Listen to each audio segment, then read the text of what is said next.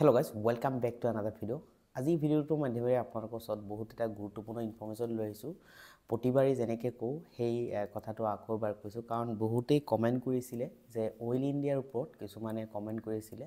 আৰু সেই কমেণ্টবোৰ উত্তৰবোৰ আজি এই ভিডিওটোৰ মাধ্যমেৰে জনাব বিচাৰিছোঁ কাৰণ কিছুমান এনেকুৱা ধৰণৰ কুৱেশ্যন আছে যে তেখেতসকলে জানিব বিচাৰে বহুতেই কমেণ্ট কৰি আছিলে যে অইল ইণ্ডিয়াত এপ্ৰেণ্টিছশ্বিপ কৰিলে লাভ হ'বনে নাই কাম কৰিব লাগেনে নাই আজি এটা কুৱেশ্যনৰ উত্তৰ দিবলৈ চেষ্টা কৰিম গতিকে ভিডিওটো সম্পূৰ্ণ চাব শেষলৈ চাব ঠিক আছে তো প্ৰথম এটা কুৱেশ্যন লৈছোঁ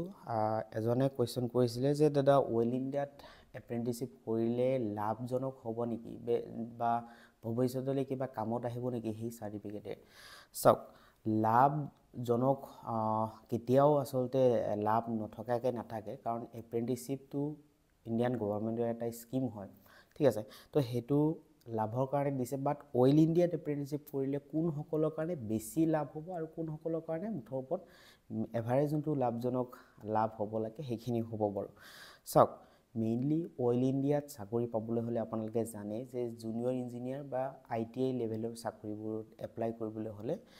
তেখেতৰ জন্ম বা ডমিচিয়েলটো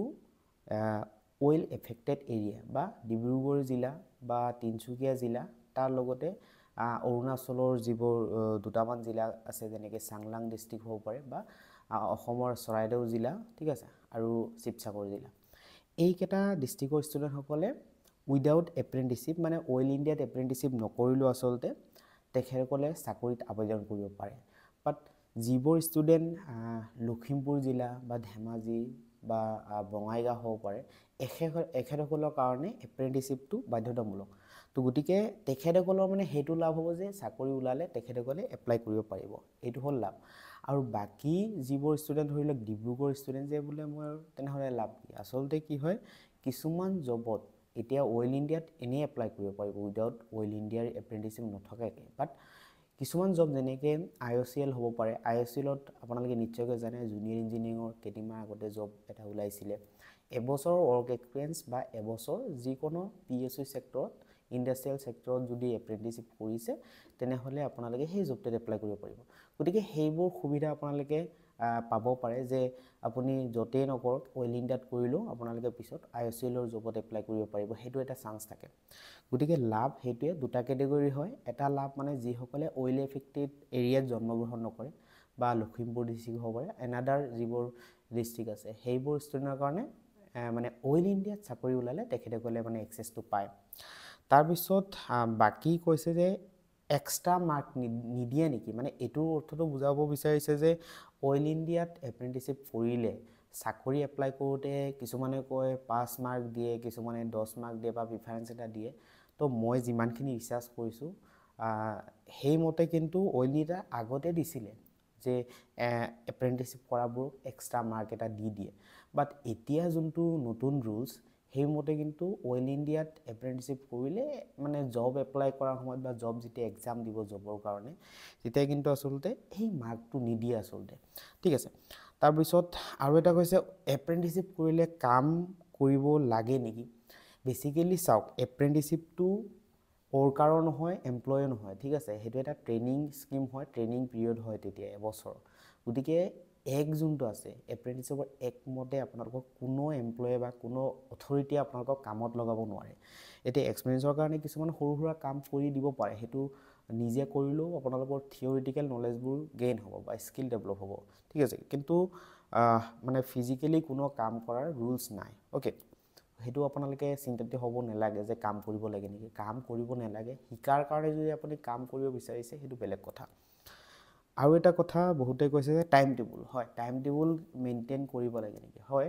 এপ্ৰেণ্টিছশ্বিপৰ যোনটো যিবোৰ ধৰি লওক যিকোনো কোম্পানীতে যদি আপোনালোকে এপ্ৰেণ্টিছশ্বিপ কৰিব বিচাৰে একজেক্ট এমপ্লয়ৰ যোনটো টাইম ধৰি লওক অইল ইণ্ডিয়াৰ এমপ্লয়ৰ টাইম হৈছে ৰাতিপুৱা 7টা বজাৰ পৰা 11টা তাৰপিছত ব্ৰেক হোৱাৰ পিছত 1টা বজাৰ পৰা 3টা ঠিক তেনেদৰে আপোনালোকে অইল ইণ্ডিয়াৰ এপ্ৰেণ্টিছশ্বিপ কৰিলে ঠিক তেনেদৰে টাইমটো মেইনটেইন কৰিব লাগিব সময়মতে আপোনালোকে ইণ্ডাষ্ট্ৰিয়েল বা আপোনালোকক যোনটো ছেকশ্যনত ডিউটিত দিয়ে বা এপ্ৰেণ্টিছশ্বিপ ট্ৰেইনিং কৰিব দিয়ে তাত আপোনালোকে যাব লাগিব ঠিক আছে আৰু এটা কথা যে এড কৰি দিছোঁ এপ্ৰেণ্টিছশ্বিপত কাম কৰিব নালাগে বাট আপোনালোকে যিমানখিনি শিকিলে সেইটো কাৰণে এটা ডায়েৰী দিয়ে আৰু ডায়েৰীটো পাৰ কোৱাৰ্টাৰ পাৰ মান্থ আপোনালোকে ভালদৰে মেইনটেইন কৰিব লাগে, লিখিব লাগে, লিখাৰ পিছত যোনটো লাৰ্ণিং ডিপাৰ্টমেণ্ট তাত ছাবমিট কৰিব লাগে, ঠিক আছে। আৰু ITIৰ বাবে কি হয়, যিসকলে ITIৰ পৰা এপ্ৰেণ্টিচিপ কৰে, ধৰি লওক ITI পাছ কৰিছে, এপ্ৰেণ্টিচিপ অইল ইণ্ডিয়াত কৰি আছে, তেখেতসকলৰ কাৰণে কি হয়, যেতিয়া 12 মাহ শেষ হয় ট্ৰেইনিং পিৰিয়ড, এবছৰ হোৱাৰ পিছত চাৰ্টিফিকেশ্যনৰ কাৰণে তেখেতসকলৰ কাৰণে এটা এক্সাম হয়, ঠিক আছে। সেই এক্সামটো দিব লাগে। এই পলিটেকনিকসকলৰ কাৰণে কোনো প্ৰয়োজন নহয় এক্সাম দিবলৈ। তাৰপিছত জব দিয়ে নেকি, এপ্ৰেণ্টিচিপ কৰাৰ পিছত জব দিয়ে নেকি? চাওক, এপ্ৰেণ্টিচিপ যেতিয়া জইনিং কৰে আপোনালোকে তেতিয়া ভালদৰে দিয়া হৈছে, সেইটো চিৰিয়াছলি ল'ব দিয়া নাই যে এইটো জব নহয়, সেইটো জাষ্ট ট্ৰেইনিং হয়। গতিকে এপ্ৰেণ্টিচিপটো সেইটো জব নহয়, আচলতে ট্ৰেইনিং হয়।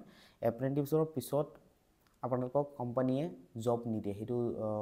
দাবী কৰিব নোৱাৰে, ঠিক আছে। যেতিয়া কণ্ট্ৰেক্ট চাইন কৰে তেতিয়া ভালদৰে লিখা থাকে। গতিকে সেইটো নাভাবিব যে এপ্ৰেণ্টিচিপ পালে মানে যে তেখেতে অইল ইণ্ডিয়াত চাকৰি পাই গ'ল। হয়তো বা এনেকুৱা হৈ যাব পাৰে যে সেইটো সময়ত অইল ইণ্ডিয়াত ভেকেঞ্চি আহিছে বা ৰিকুৱাৰমেণ্ট, জব ৰিকুৱাৰমেণ্ট আহিছে, তেতিয়া তেখেতে এপ্লাই কৰিব পাৰিছে, এপ্লাই কৰাৰ পিছত চাকৰি পাই গ'ল, সেইটো বেলেগ কথা। বাট সেইটো 100% নহয় যে তেখেতে জব পাবই, ঠিক আছে। তাৰপিছত কিছুমানে কৈছে যে অইল ইণ্ডিয়া লিমিটেডটো প্ৰাইভেট নেকি? বেচিকেলি অইল ইণ্ডিয়া লিমিটেডটো এইটো আপোনালোকে নিশ্চয়কৈ বহুতেই জানে, কিছুমানে নাজানে বাৰু, যে অইল ইণ্ডিয়া লিমিটেডটো প্ৰাইভেট নহয়, এইটো চেণ্ট্ৰেল ছেক্টৰৰ এটা PUC ছেক্টৰ হয়, ঠিক আছে, পাব্লিক ছেক্টৰ ইউনিট। আৰু সেইটো PSU, সেইটোৱে চেণ্ট্ৰেল গভৰ্ণমেণ্টৰ হয় অইল ইণ্ডিয়া লিমিটেড। আৰু বৰ্তমান নৱৰত্নৰ পৰা মহাৰত্ন কোম্পানী হৈ গৈছে এতিয়া, ঠিক আছে। এইটো এটা ষ্টেজ হয়, যিমান ডাঙৰ হৈ যাব কোম্পানীবোৰ সিমান আচলতে তেখেতসকলৰ ষ্টেজবোৰ দিয়ে, নৱৰত্নৰ পৰা মহাৰত্ন দিছে এতিয়া, তেনেকুৱা কথা যে অইল ইণ্ডিয়াটো প্ৰাইভেট নহয়। তাৰপিছত কৈছে যে অইল ইণ্ডিয়া লিমিটেডত BTech এপ্ৰেণ্টিচিপ কৰিব পাৰেনে? অইল ইণ্ডিয়া লিমিটেডত BTechৰ কাৰণে এপ্ৰেণ্টিচিপ নিদিয়ে আচলতে, সেইটো প্ৰথম কথা। কাৰণ অইল ইণ্ডিয়াত কেৱল ITI আৰু পলিটেকনিকসকলৰ কাৰণে আচলতে এপ্ৰেণ্টিচিপটো তেখেতসকলে প্ৰভাইড কৰে, ট্ৰেইনিংটো। BTechৰ কাৰণে ইণ্টাৰ্ণশ্বিপটো প্ৰভাইড কৰে বাৰু, বাট যোনটো পেয়েবল ষ্টাইপেণ্ড দিয়াৰ পিছত যোনটো আচলতে ট্ৰেইনিং হয়, সেইটো আচলতে অইল ইণ্ডিয়া প্ৰভাইড নকৰে, ঠিক আছে। আৰু কথা হৈছে যে সেইটো চাকৰিৰ কথা গ'ল, অ'কে।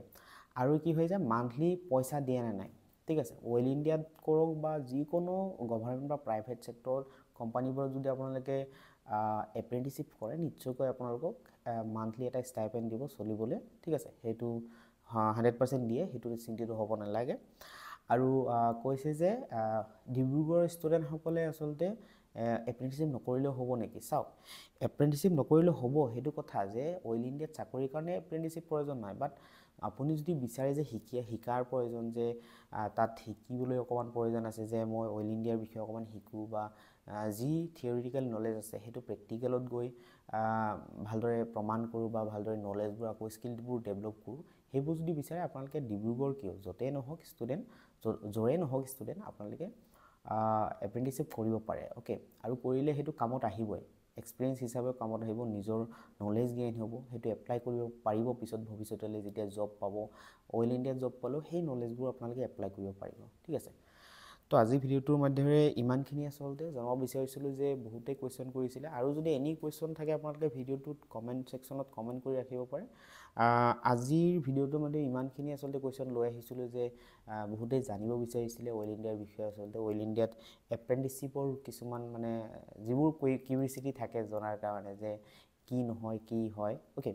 তো আজি ভিডিঅ'টোৰ মাধ্যমে ইমানখিনি। ভিডিঅ'টো চোৱাৰ বাবে বহুত বহুত ধন্যবাদ জনাইছোঁ, থেংক ইউ ছ' মাছ। আৰু চেনেলটো যদি এতিয়া ছাবস্ক্ৰাইব কৰা নাই, টেকনিকেল গাঁৱলী ইউটিউব চেনেলটো ছাবস্ক্ৰাইব কৰিব, কাৰণ এই টেকনিকেল গাঁৱলী ইউটিউব চেনেলৰ জৰিয়তে আপোনালোকে নিশ্চয়কৈ গমেই পায় যে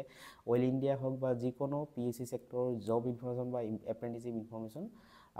দিয়া হয়। গতিকে চেনেলটো ছাবস্ক্ৰাইব কৰিব। আজি ভিডিঅ' চোৱাৰ বাবে বহুত বহুত ধন্যবাদ জনাইছোঁ, thank you so' much, bye bye.